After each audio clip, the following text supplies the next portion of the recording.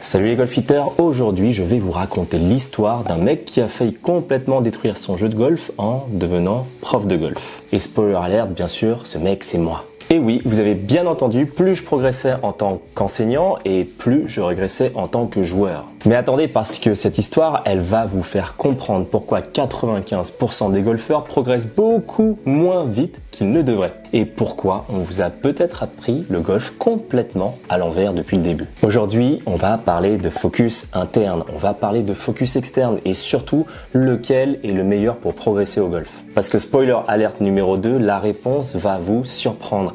Elle est soutenue par les neurosciences et elle va potentiellement changer votre façon de jouer pour toujours. Alors restez jusqu'au bout parce que je vais vous partager des études scientifiques béton, des exemples concrets et surtout comment utiliser ces connaissances pour enfin débloquer votre jeu.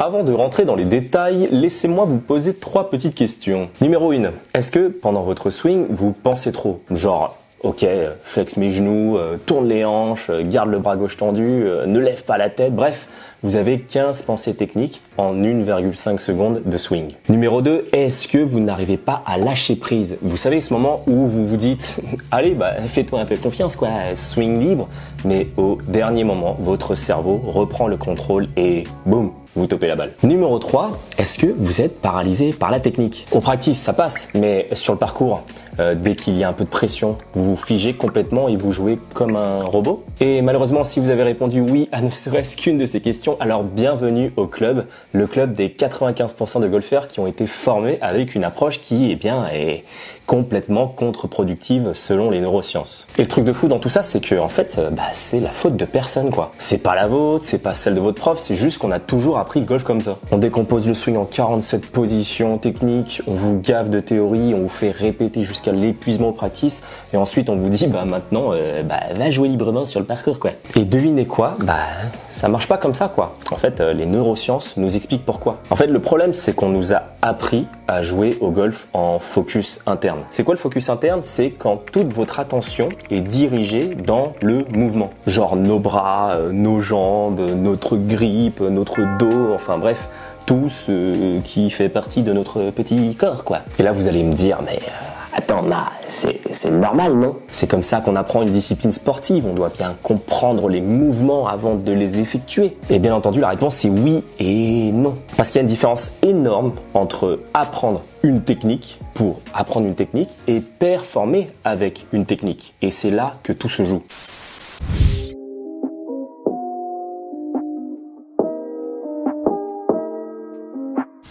Bon, maintenant je vais vous raconter un peu mon histoire et croyez-moi, c'est exactement ce piège-là que j'ai vécu. Quand j'ai commencé le golf en 2014, j'étais un joueur naturel, voilà. Pour ceux qui le savent, les plus anciens de la chaîne, je suis quelqu'un qui est plutôt autodidacte. Je swingais comme ça venait, quoi. Je me posais pas 36 000 questions, j'avais toujours mon petit fade, un petit peu slice prononcé, mais j'ai quand même passé mon BP et rentré mes cartes en Grand Prix avec un swing approximatif, on va dire. Mais le truc, c'est que je scorais, quoi. J'étais capable de scorer. Donc en fait, ça se passait plutôt pas mal, même si le swing n'était pas complètement au point. Et à ce moment-là, c'est simple, vu que je commençais le golf et que j'ai eu un peu de facilité, on va dire, dans ce domaine, j'étais en focus externe, en fait, sans le savoir. Mon attention était sur la balle, sur la cible, sur la trajectoire que je voulais. Je savais que je tenais un fade, donc je jouais cette trajectoire et je pensais pas à mes hanches ou à mon coup de gauche ou à corriger tel ou tel défaut. À ce moment-là, je jouais en fait mon jeu. Puis après, voilà, j'ai mes cartes en Grand Prix et je deviens prof de golf. Et j'ai passé mon BPGEPS de golf, quoi, enseignant de golf. Et là, franchement, ça a été l'overdose technique, quoi. J'ai vu que mon swing il était pas bon, c'est-à-dire que voilà, j'avais envie de transformer ça en draw. Ouais, ne me demandez pas pourquoi, mais à l'époque j'en avais marre de faire du fade, alors que je scorais bien avec ce fade, mais avec le fait de passer enseignant, je voulais savoir tout faire, donc j'ai commencé à changer mon sens de jeu, et en fait je jouais moins bien en fait. Et au-delà de ça, j'ai envie de vous dire, quand on rentre dans l'enseignement, on a envie de tout comprendre, quoi. Le trackman, la biomécanique, les angles des plans de swing, les séquences cinétiques, enfin bref, j'ai tout regardé et devinez quoi, ma tête, elle a complètement explosé, quoi. Et le truc, c'est qu'en tant qu'enseignant, j'ai progressé de dingue. J'ai compris le golf d'un point de vue technique, avec vraiment une méta-analyse de la chose comme jamais. Je pouvais analyser un swing, identifier les erreurs, proposer des corrections ultra précises, bref, je faisais mon job, quoi. Mais en tant que joueur, qu'est-ce qui s'est passé? J'ai régressé, quoi, quand j'ai passé mon diplôme. Plus j'en savais et moins je jouais bien. Pourquoi? Parce que en fait j'étais passé en mode focus interne H24. Sur le parcours, je jouais plus du tout au golf, quoi. Je faisais de la biomécanique en live, quoi. J'étais waouh, est-ce que ma hanchée tourne? Est-ce que ça fonctionne par rapport au plan, à l'angle d'attaque? Parce que bon, on commence à se blinder d'infos et c'est mort. Résultat, des tensions, des blocages inconscients, quoi. Je pensais trop, mon cerveau était en surchauffe, quoi. Je n'arrivais plus du tout à lâcher prise. Et je crois que le pire dans tout ça, c'est qu'au practice, quand j'étais en focus sur la technique, ça pouvait marcher plutôt bien parce que j'étais dans une atmosphère, un petit cocon, quoi, qui me protégeait. Mais sur le parcours, avec la pression, avec l'enjeu, c'était la catastrophe parce que je savais plus jouer, quoi. J'étais juste en train de m'analyser. Donc forcément, ça m'a pris du temps de prendre du recul par rapport à tout ça, mais c'est ce que j'ai vécu, quoi, vraiment dans ma chair à l'époque. Je vous parle d'une époque qui révolue. C'était avant Covid. c'était un autre ère. Et puis un jour, forcément, en tant qu'enseignant, on creuse et on découvre la neuroscience et l'apprentissage moteur implicite d'une discipline, quoi. Notamment les travaux d'une chercheuse qui a révolutionné ma compréhension du golf, quoi. Elle s'appelle Gabrielle Wolf. Et là, boum, révélation, quoi. Tout s'est mis en place. J'ai compris que mon problème, en fait, c'était pas que je manquais de technique. Le problème, c'est que quand on passe enseignant, on a quoi? On a le syndrome de vouloir savoir tout faire. Donc on commence à cogiter sur plein de choses, à réfléchir à sa technique, à savoir si on fait bien par rapport à tout. Mais en vrai, j'étais dans un excès de focus interne et mon cerveau conscient prenait le contrôle sur des processus qui devraient être automatiques, quoi. Plus j'en savais, plus je jouais mal. C'était incroyable quand même, le paradoxe. Et ça, mes amis, c'est exactement ce qui se passe chez 95% des golfeurs qui stagnent.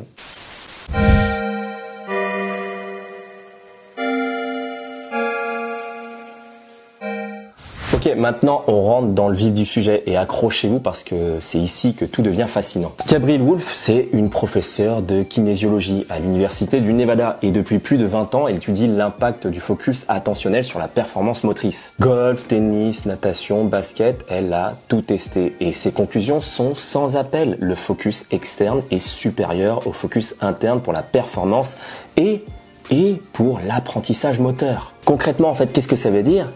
Le focus interne, c'est une attention dirigée vers le mouvement corporel, notre corps, plie tes genoux, tourne tes hanches, enfin bref, ce genre de choses. Et les focus externes, c'est les attentions dirigées vers l'effet du mouvement. Par exemple, envoie la balle vers la cible, brosse le sol, écoute le son de l'impact. Des choses qui sont externes à notre corps. On fait le même geste, la même technique, mais on dirige son attention différemment. Et c'est cette différence qui change tout. Wolf, elle a fait des centaines d'études et les résultats sont constants. En focus externe, les performances sont meilleures. Plus de précision, plus de régularité, plus de distance. En focus externe, l'apprentissage est plus rapide. En focus externe, la rétention de la compétence est meilleure. Vous gardez vos acquis plus longtemps. En focus externe, les mouvements sont plus fluides et demandent moins d'énergie musculaire. Et ça marche pour tous les niveaux. Débutants, intermédiaires, experts, même les pros. Je vous mets les liens des études dans la description de la vidéo si ça vous intéresse pour ceux qui veulent approfondir le sujet, bien entendu. Mais vous qui êtes devant l'écran, vous devez vous demander mais pourquoi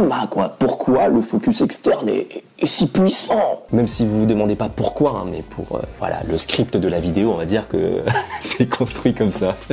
Et c'est là qu'intervient la Constrained Action Hypothesis. Je sais pas, non, je le dis pas, c'est bien, j'ai pas un accent de ouf en anglais, j'avoue. Bon, je le fais en français, c'est l'hypothèse de l'action contrainte. Bon, je sais, ça fait très sérieux comme terme, mais en fait, c'est très simple à comprendre. Le principe, c'est le suivant. Quand vous adoptez un focus qui est interne, vous activez votre contrôle conscient du mouvement. Votre cerveau préfrontal, la partie analytique de votre cerveau là qui est située juste là, il prend les commandes, quoi. Vous pensez, vous réfléchissez et vous contrôlez chaque position. Vous savez le fameux faut que je tourne les hanches dans le backswing, faut que je garde le bras gauche tendu, tout ça quoi. Et le problème c'est quoi avec le focus interne, c'est que ça contraint votre système moteur. Le système moteur, c'est le système un peu automatique de votre corps, quoi. Il est composé du cervelet, du noyau gris centraux, du cortex moteur. Et le problème c'est que ça interfère avec le processus automatique qui régule normalement le mouvement. C'est comme si vous étiez en train de marcher et que vous essayez consciemment de penser à chaque muscle qui va faire avancer d'un pas, quoi. Ça n'a aucun sens pour le corps de faire ça. Essayez, je peux vous assurer, c'est très drôle. Mais évitez de faire ça devant les gens, quoi. Voilà, je dis ça, je dis rien. Si vous voulez vous taper la fiche, c'est vous qui voyez. Hein. Et à l'inverse, quand vous adoptez un focus externe, cette fois-ci, vous permettez à votre système moteur de s'auto-organiser naturellement. Vous ne bloquez plus les processus automatiques de votre corps et votre cerveau inconscient, celui qui gère les milliers de micro-ajustements par seconde de votre corps, peut enfin faire son boulot. Et le résultat, c'est quoi? Forcément, c'est des mouvements qui sont plus fluides, qui sont plus rapides, plus efficaces, moins de tension musculaire et moins de fatigue. Et c'est ce qui est dingue, c'est que Wolf l'a mesuré scientifiquement. EMG, en focus externe, l'activité musculaire est réduite. Vous produisez plus de force avec moins d'effort. Temps de réaction, en focus externe, vous réagissez plus vite. Votre système nerveux fonctionne de manière plus automatique. Fréquence des ajustements, en focus externe, votre corps a fait des micro-corrections à haute fréquence, signe d'un contrôle automatique et réflexe. Parce que oui, un swing de golf, c'est que des micro-ajustements dans un temps imparti de 0,8 à 1,2 secondes. Et vous croyez vraiment que genre vous êtes capable de contrôler un swing qui dure même pas une seconde? Bref, c'est scientifiquement prouvé, le focus externe, c'est la clé de l'efficacité motrice. Et il y en a plein des enseignants qui enseignent le focus externe. Je prends par exemple Bill Owens, Sean Clément, Édouard Montaz, Renaud Poupart. Voilà, c'est des personnes qui vont parler de beaucoup de gravité, de chemin de club, de sentir le momentum, de sentir la gravité, d'avoir des focus en direction de la cible, ce genre de choses quoi. Harvey Penick, le petit livre rouge où on te bassine pendant 150 pages que le but du jeu c'est de lancer une tête de club à travers une cible quoi, throw the club. C'est juste que là on est en 2025 et que la science a beaucoup avancé quoi. Et donc ce que tous ces enseignants disent, je pense que c'est la façon la plus facile d'apprendre le golf. Je suis totalement d'accord avec eux. Bisous mon Edouard. Bref, c'est scientifiquement prouvé, le focus externe, c'est la clé de l'efficacité motrice. Et vous savez, ce qui est le plus fou, c'est que même une petite différence dans les instructions change absolument tout.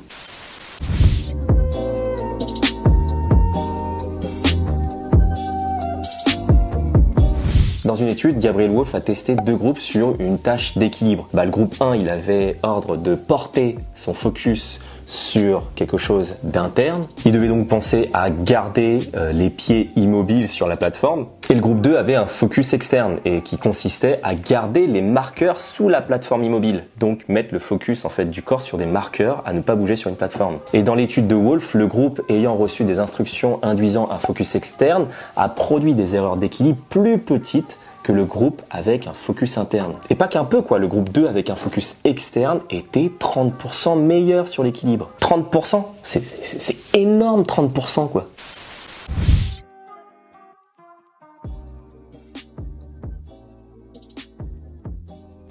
Et maintenant, vous allez me dire, ok, c'est super ces études quoi, mais concrètement nous, comment on fait pour appliquer ça au golf? Et c'est une excellente question même si vous me l'avez pas posée. Et pour y répondre, je vais vous parler de deux approches dans le monde du golf quoi. Vision 54 avec Pia Nelson et Lynn Marriott, très connu, et l'approche de Jean-Philippe Vaillant qui a écrit un livre qui s'appelle Le mental pour scorer au golf. Pia Nelson et Lynn Marriott sont connus notamment pour avoir coaché la meilleure joueuse de tous les temps selon les spécialistes de golf, Annika Sorenstam. Et dans leur livre, chaque coup doit avoir un objectif ou vision 54 plus largement. Leur philosophie, c'est d'arrêter de se focaliser uniquement sur la technique et commencer à travailler sur les compétences humaines du golf, quoi. Le mental, l'émotionnel, l'attentionnel. Leur concept phare, c'est la playbox, la boîte de jeu. Et l'idée, c'est quoi? C'est quand vous êtes dans la playbox, c'est-à-dire à l'adresse devant votre balle, vous devez être en état athlétique, pas analytique, pas technique. Être en état athlétique, ça veut dire quoi du coup? Ça veut dire être focalisé sur la cible,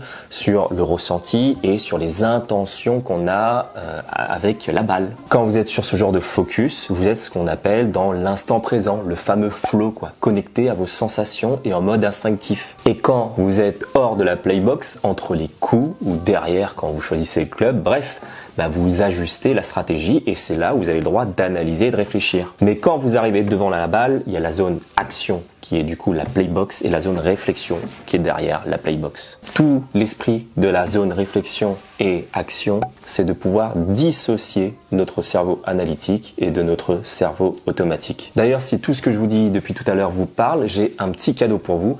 Je vous offre une vidéo exclusive sur la routine. On reprend des concepts cruciaux pour performer sur le parcours. Pour la recevoir, il vous suffit de cliquer sur le lien dans la description de la vidéo et je vous l'envoie directement. Bon, maintenant parlons de Jean-Philippe Vaillant. C'est un préparateur mental français qui a notamment coaché des bons joueurs de tennis et des pros de golf français, qui a écrit le livre Le mental pour scorer au golf. Et lui, il a une observation fascinante. C'est quand les joueurs sont au top de leur concentration, en état de flow, en pleine confiance, ils utilisent des techniques différentes de ce qu'ils ont appris à l'entraînement. Les joueurs lui disent que quand ils jouent bien, ils trouvent des gestes qu'ils utilisaient quand ils étaient enfants avant d'avoir pris des cours. Des gestes naturels, fluides et instinctifs. Et c'est exactement ce que Wolfe explique avec le focus externe. Quand on arrête de contrôler consciemment, le corps retrouve sa mécanique naturelle, celle qu'il avait automatisée. Vaillant dit quelque chose de puissant, la concentration parfaite, c'est être focalisé sur les bons objectifs avec des états internes performants. Pas sur la technique, sur l'objectif, sur la cible, sur l'effet désiré de la balle.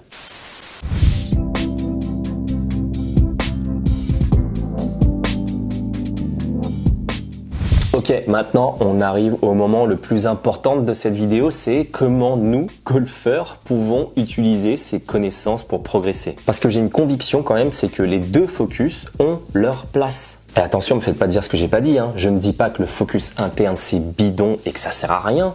Au contraire, mais il faut l'utiliser au bon moment. Si vous voulez, dans ma tête, c'est très clair. Le focus interne, c'est une boîte à outils, quoi. C'est pour apprendre une nouvelle technique au practice, quoi. Diagnostiquer un problème avec un pro, un trackman, une vidéo, enfin bref, quelque chose de précis. Comprendre la biomécanique pour enseigner ou analyser, comme je peux le faire. Et corriger un défaut majeur qui vous empêche de progresser. Mais je tiens à insister dessus, c'est que pour moi, le focus interne, c'est juste un outil d'apprentissage, ça ne doit pas devenir la finalité. C'est pas avec un focus interne que vous aurez des performances. Et lui, le focus externe, c'est votre mode performance. C'est pour jouer sur le parcours, exécuter un coup sous pression, automatiser une technique déjà apprise et retrouver de la fluidité, du rythme et du relâchement. Sur le parcours, zéro pensée technique, juste cible, intention, sensation, ego. Concrètement, voici ce que je vous conseille pour le travailler. Quand vous êtes sur le practice, vous avez le droit à un focus interne, c'est autorisé comme je l'ai dit. Vous pouvez utiliser le focus interne pour quand vous utilisez un feedback vidéo, le trackman ou les conseils du pro. Bref, quand vous êtes en cours, c'est possible que votre pro vous demande quelque chose de précis. Voilà, vous pouvez du coup décomposer, analyser votre swing, décortiquer. C'est aussi important pour notre cognition. Mais ensuite, quand vous avez fait ça pendant un certain temps, comme je l'ai dit, 10-15 minutes, passez en focus externe sur le practice. Commencez à jouer des cibles par exemple. Le focus interne doit être utilisé, comme je dis, dans un but précis de recherche de sensations. En somme, une prise de conscience corporelle et ne doit surtout pas être la finalité. Je crois que ça doit être la 3e ou 4e fois que je le dis, mais c'est important. Et juste quelques petits exercices que vous pouvez tester en focus externe sur le practice. Ça peut être très drôle d'ailleurs, je vous invite à le faire. Pour le ressenti, c'est vachement intéressant. Essayez déjà de faire des swings les yeux fermés. Et ouais. Juste pour oublier un peu cet instant de la balle et sentir le mouvement autour de soi, juste d'être dans une sensation corporelle de comment circule le club autour de nous. Vous pouvez aussi swinguer en fredonnant une chanson que vous aimez bien, pour débrancher le cerveau analytique, et ça permet de déplacer son intention sur autre chose que son corps. Imaginez que vous dessinez une trajectoire avec la tête de club dans l'espace, autour de vous, comme une sorte de crayon, d'une tête de club qui dessine un cercle autour de vous, ample et joli. Vous pouvez aussi vous focaliser sur le son de l'impact. Vous cherchez un certain bruit, vous cherchez le contact, Et sur le parcours, le focus externe, forcément, vous l'aurez compris, il est obligatoire. Ce que j'attends de vous sur un parcours, c'est très simple. Une routine pré-shot. Une seule pensée clé, orientée vers ce que vous voulez et pas le mouvement à produire. Soyez sur une visée, soyez sur le son du contact de la balle, sur la circulation du club, sur comment on doit brosser le club au niveau du sol pour atteindre un bon contact, sur la trajectoire désirée de la balle. Bref, vous cherchez quelque chose en rapport avec le jeu en lui-même, Zéro analyse technique entre les coups. Dans la playbox, bam, instinct pur. Comme ça, vous devenez des tueurs. Bref, le plus important dans ce que je viens de dire, c'est que la technique, elle est nécessaire, mais elle ne doit jamais être une finalité. Est-ce que c'est clair ? La technique au golf, c'est la fondation de votre maison, Vous n'allez pas vivre en regardant les fondations toute votre vie de votre maison, La maison, vous allez vivre dedans, vous allez profiter d'elle, vous allez peut-être élever des enfants comme moi dans une maison avec un petit cocon familial, Mais je vais pas passer ma vie à regarder si les fondations de la maison et que le mur est bien posé, Et bien, le golf, c'est pareil. Construisez une technique qui est fonctionnelle et après il faut jouer avec faut l'oublier, faut que vous fassiez confiance. Faut que vous fassiez confiance à votre technique. Parce que si vous cherchez la technique pour la technique, vous allez être le serpent qui se mord la queue à la fin. Et vous jouerez jamais votre meilleur golf. Parce que je pense que les meilleures parties qu'on a tous vécues, je suis désolé, mais les meilleures parties que j'ai scorées, j'étais pas du tout dans une pensée technique. Et vous non plus, soyons honnêtes.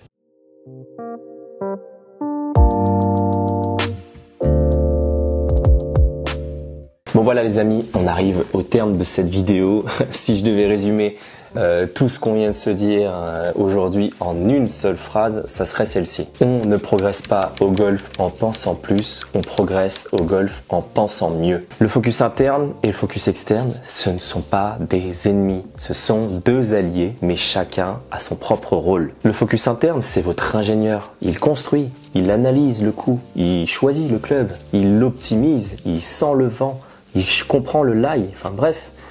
Il regarde ce qu'il y a à faire avant le coup, quoi. Et le focus externe, c'est votre artiste. Lui, il l'exécute, il ressent et il crée le shot.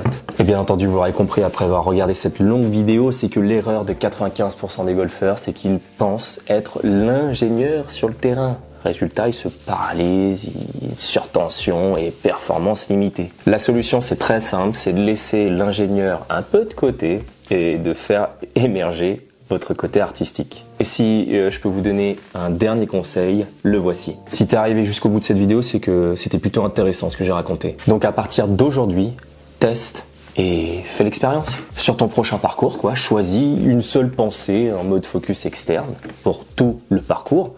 Et tiens-toi-y, même si ça te démange de penser technique, résiste et essaye quoi. Mais moi j'en suis persuadé, c'est que vous allez voir votre jeu se transformer. Plus de fluidité, plus de régularité, moins de tension, enfin bref, plus de plaisir quoi. Parce qu'au final, c'est pas un peu ça le golf quoi, qu'on veut jouer. Plus de plaisir, moins de tension, plus de plaisir. On commence par quoi? Moi je pense que moins de tension va vous procurer plus de plaisir. Ça va pas être l'inverse quoi. C'est pas le plus de plaisir qui va vous procurer moins de tension. Quoique, c'est des points de vue qui se défendent quand même. Voilà, j'espère que cette vidéo vous aura apporté de la valeur et si c'est le cas, lâchez-moi un gros grille bleu pour me soutenir et à vous abonner si c'est pas encore fait. Et surtout, testez sur le parcours. Dites-moi en commentaire si vous êtes plutôt team focus interne, team focus externe pour l'algo. Qu'est-ce qui marche le mieux pour vous? Et moi, je vous dis à très bientôt pour une prochaine vidéo et en attendant, amusez-vous sur le parcours et prenez plaisir. Allez, ciao!